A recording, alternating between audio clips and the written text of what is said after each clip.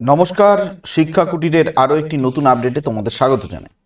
তো university grant commission একটি notice জারি করেছে এবং নোটিশ জারির সাপেক্ষে সেখান থেকে ইউজিসি নেট পরীক্ষায় আর যে সিস্টেম রয়েছে তো সেই সিস্টেমটা একই থাকছে, কিন্তু ইউজিসি নেট পরীক্ষাটাকে আরও মান্যতা দিয়েছে এবং 3টে ক্যাটাগরিতে ভাগ করা হয়েছে, যেটা এতদিন কিন্তু বলতে গেলে ছিল না। তো সেই নোটিশটাতে কি ছিল সেটা আমরা একবার দেখে নেব এবং বলে রাখি, যারা আমার চ্যানেলে এখনও নতুন রয়েছে তারা অবশ্যই চ্যানেলটিকে সাবস্ক্রাইব করে রেখো।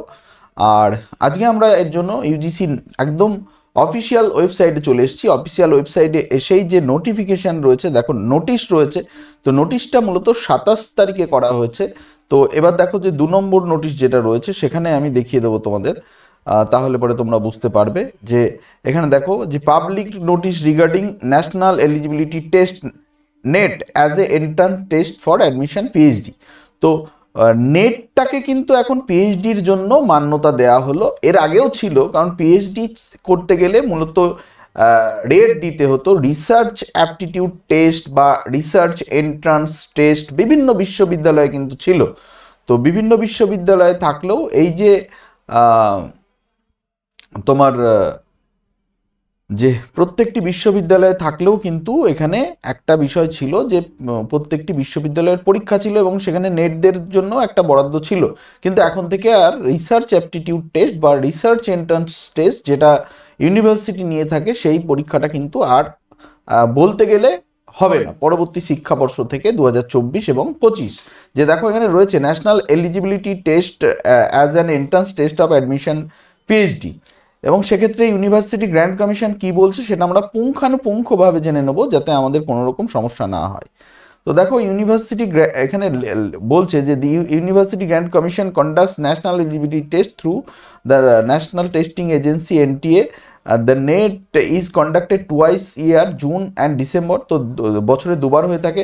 কারেন্টলি মানে এখন বর্তমানে যা আছে, the NET score are use to award junior research fellowship JRF or B as a eligibility of appointment assistant professor for those with a master degree। তো যাদের মাস্টার ডিগ্রি রয়েছে, যারা নেট পাস করছে, তাদের দুটো ক্যাটাগরিতে ভাগ করা হচ্ছিল।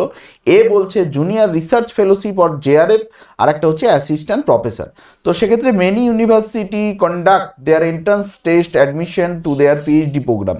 আমরা আগেই বললাম বিভিন্ন বিশ্ববিদ্যালয় কিন্তু কন্ডাক্ট করে থাকে তাদের entrance examination requiring for student to write multiple PhD entrance test. তো যাই হোক, অনেক পিএইচডির মাল্টিপুল এন্ট্রান্স টেস্ট দিতে হতো to help the student with one national entrance test PhD admission as a part of implementing national education policy 2020 UGC constituted expert committee review to provisions of national eligibility test net। তো expert committee কিন্তু বিষয়টাকে suggest করেছে। The base the expert committee recommendation in 578 meeting held on 13th March 2024, UGC has decided that from academic session 2024-25 the NET score can be used for admission PhD program in place of entrance test conducted by the different universities. From June 2024, therefore NET candidates will be declared eligible in 3 categories। তো যারা June 2024-এর পর থেকে কিন্তু যারা net pass রয়েছে তাদেরকে কিন্তু 3টে ক্যাটাগরিতে ভাগ করা হচ্ছে। ক্যাটাগরি নাম্বার 1, যেটা আমি এখানে টেবিল আকারেও দিয়ে দেওয়া হয়েছে, তো সেটা একবার দেখিয়ে দেবো যে ক্যাটাগরি নাম্বার 1-এ কারা আছে, জেআরএফ। তো যারা জেআরএফ পাচ্ছে তারা অ্যাসিস্ট্যান্ট প্রফেসর এবং পিএইচডির জন্য যোগ্য। যারা সেকেন্ড ক্যাটাগরি অর্থাৎ অ্যাসিস্ট্যান্ট প্রফেসর পাচ্ছে তারা পিএইচডির জন্য মানে যোগ্য। এবং লাস্টে যারা রয়েছে অ্যাডমিশন টু পিএইচডি, তারা কিন্তু শুধুমাত্র পিএইচডির জন্যই যোগ্য। মূলত 3টে ক্যাটাগরিতে আগে ছিল, এই দুটো ক্যাটাগরি ছিল, আর এখন এটা কিন্তু যোগ হলো, লাস্টের ক্যাটাগরিটা কিন্তু যোগ হয়ে গেল। ঠিক আছে, লাস্টের ক্যাটাগরিটা যোগ হয়ে গেল। The result of net will be declared percentile along with marks or obtained by a candidate utilize the marks admission PhD। তো এখানে আমূল পরিবর্তন কিন্তু ঘটে গেল। এবং দেখো এখানে রয়েছে JRF qualified student are admitted PhD program based on interview as per University Grant Commission minimum standard and procedure for award of PhD degree। ঠিক আছে, তো পুরো পুঙ্খানুপুঙ্খভাবে কিন্তু এই বিষয়টাকে তুলে ধরলো ইউনিভার্সিটি গ্র্যান্ট কমিশন। এবং তার পাশাপাশি এখানে আরও বলা হচ্ছে the marks obtained net by candidates categories 2 and 3 will be valid for a period of 1 year for admission PhD. যে এখানে বলছে যে marks obtain in the net candidates in category 2 and 3 will be valid. এখানে কিন্তু একটা কথা কিন্তু বলে দিল যে ভালো করে দেখতে হবে, যেখানে ক্যাটাগরি 2 and 3 বলছে the marks obtained in net by candidates in categories 2 and 3 will be valid for a period of 1 year for admission PhD। তো এটা কিন্তু 2 আর 3 এর জন্য একটা বছরের জন্যই কিন্তু এটা ভ্যালিড হবে। তার মানে তোমাকে যে বছর তুমি পিএইচডি করবে সেই বছরে কিন্তু আবার তোমাকে নেট দিতে হবে, ঠিক আছে, আবার নেট দিতে হবে যদি এক বছরের মধ্যে না পাও। যে marks obtained NET by candidates, ঠিক আছে, তো categories 2 and 3 will be valid for a period of 1 year PhD. তো এক বছরের কিন্তু পিএইচডির জন্য ভর্তির সুযোগ পাবে। আর জেআরএফ দের ক্ষেত্রে কিন্তু সেরকম কোন রকম বিষয়টা আমি দেখছি না, ঠিক আছে।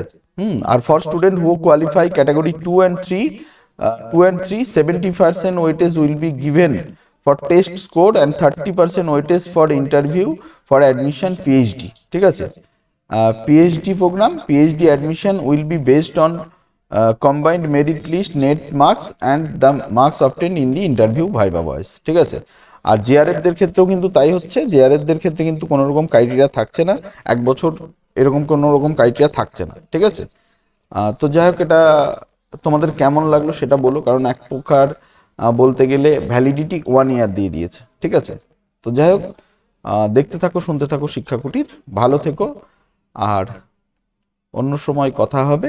আর সেই সঙ্গে এই যে টোটাল নোটিফিকেশনটা কেমন লাগলো সেটা একটু সকলে জানিও, টোটাল নোটিফিকেশনটা কেমন লাগলো, ঠিক আছে, সেটা অবশ্যই জানাবে কমেন্ট আকারে, ঠিক আছে। বিশেষ করে এক বছরের ভ্যালিডিটিটা তোমাদের কেমন লাগলো।